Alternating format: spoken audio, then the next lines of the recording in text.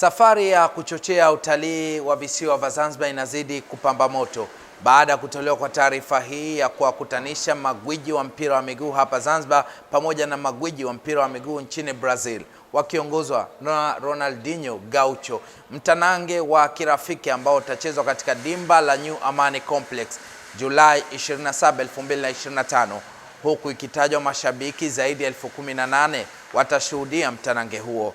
Mbali na hayo, pia mchuano huu na mechi hii ya kirafiki inatajwa kwenda kuchochea kwa kiasi kikubwa utalii hapa visiwani Zanzibar na kuongeza kipato na uchumi wa wananchi wa visiwa hivi. Sekta yetu ya utalii imezidi kukua maradufu katika kipindi hiki.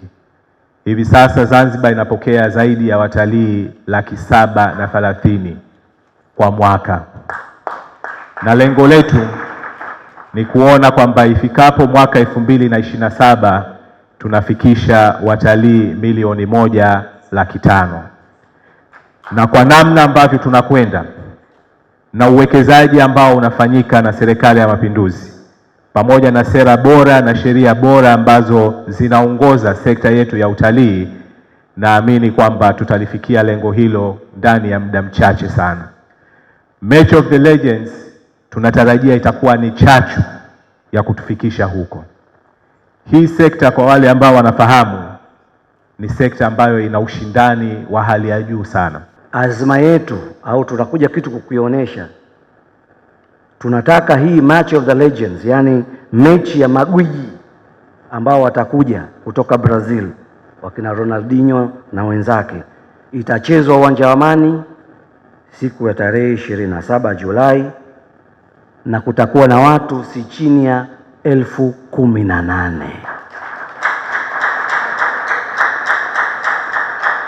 Vile vile historia inatuambia siku hiyo globally tutatizamwa, kwa sababu tuna collaboration na media zote wakiwemo Global, mtazielezea baadaye katika presentation I hope. Tumesaini mikataba na BBC Global ya Brazil, South America, Latin America. Tunakwenda kuonekana si chini ya watu 1,800,000.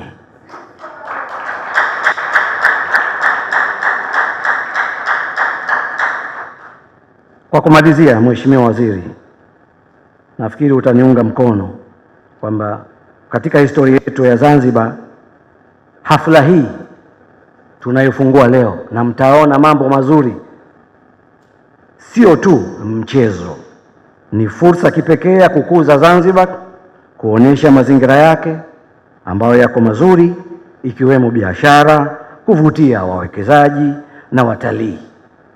Tutoke Mombasa, tutoke Kampala, tutoke Rwanda, na naamini kwa coverage hii ambayo tunataka kuianza leo, taarifa zitafika all over East Africa, na naamini kuna watu watatoka pande mbalimbali kwa ajili ya kushiriki tukio hili.